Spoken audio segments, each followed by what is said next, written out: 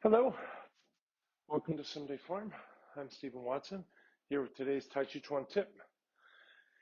Today's tip is to take a look at the classics, right?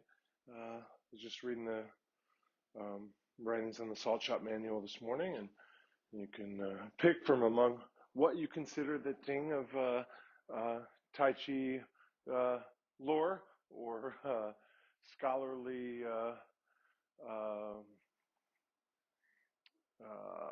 offerings. But what I like to do is just kind of go through a practice and keep one of the principles foremost in mind. This is something that often people do anyway. That's what they're working on.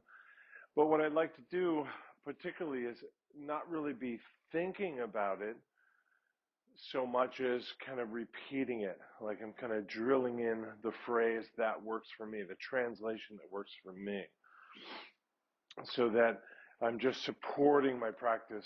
I might be doing the practice poorly, I might be doing it haltingly or intermittently, I might be doing it well, but I'm reinforcing the phrasing. What phrasing helps to remind me of this principle? What phrasing helps me connect to that principle? What phrasing helps me teach that principle? And so for me, often I'll do this rather mantra-like, so I'll do it in Chinese, maybe under my breath, maybe in my mind, maybe out loud, but I'll just be repeating that, perhaps rhythmically, perhaps musically, but I'm just repeating that mantra so it becomes a friend, it becomes a companion in my practice, and it supports my understanding of the practice, my presence in the practice that is never without the presence of said principle. So give that a whirl. Treat a bit of the classics as a mantra and keep it foremost in the mind. And one day you'll be a classic of this art. Thank you.